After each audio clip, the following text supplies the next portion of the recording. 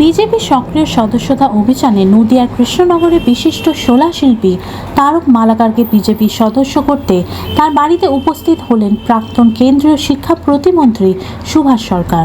তারকবাবু বিগত 5 বছর আগে পশ্চিমবঙ্গে প্রথম স্থান অধিকার করেছিলেন শোলা শিল্পী। সেই কারণে এরকম গুণী শিল্পীদের বিজেপি সদস্য হিসেবে পাওয়া পরম পাওনা, এমনটাই জানান সুভাষ সরকার।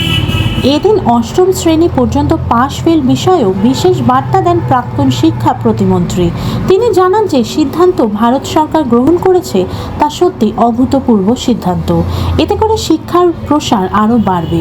কেন্দ্রীয় সরকারের রাজ্য সরকারকে অনুসরণ করার কোনো প্রশ্ন এখানে ওঠে না, তার কারণ কেন্দ্রীয় সরকার বিভিন্ন প্রসেসের মাধ্যমে এই বিজ্ঞপ্তি জারি করে, সুতরাং রাজ্য সরকারের সেভাবে ক্রেডিট নেওয়ার কোনো জায়গা নেই। তৎসহ বাংলাদেশ প্রসঙ্গে ইউনিট সরকারকেও কটাক্ষ করতে ছাড়েন না সুভাষ সরকার। এদিন তিনি রাজ্যের শাসক দলকেও কটাক্ষ করেছেন।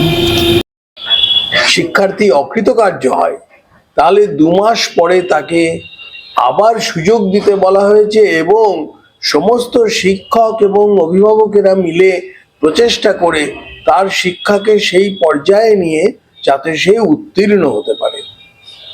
2 নম্বর হয়ে গেল।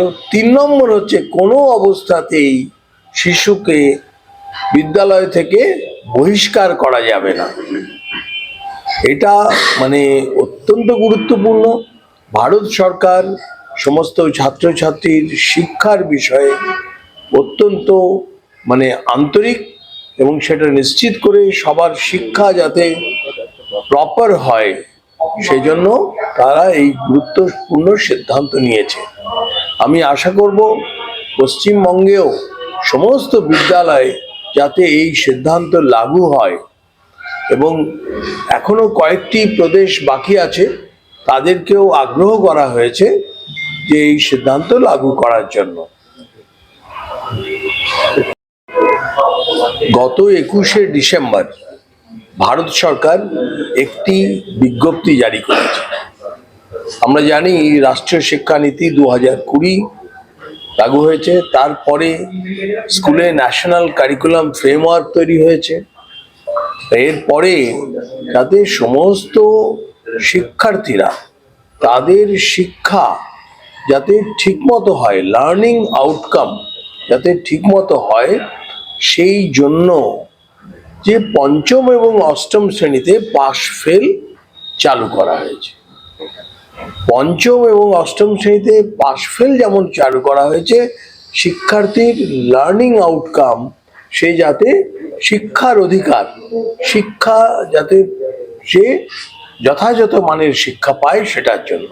কিন্তু এর সঙ্গে সঙ্গে যেটা অত্যন্ত গুরুত্ব সহকারে ওই কৃষ্ণনগরের ছেলে তারক মালাকার, বিশিষ্ট শোলা শিল্পী, যিনি পশ্চিমবঙ্গে প্রথম স্থান অধিকার করেছিলেন আজ থেকে 5 বছর আগে, তাকে আজকে ভারতীয় জনতা পার্টি সক্রিয় সদস্যতার ফর্ম দিলেন আমাদের মণ্ডল সভাপতি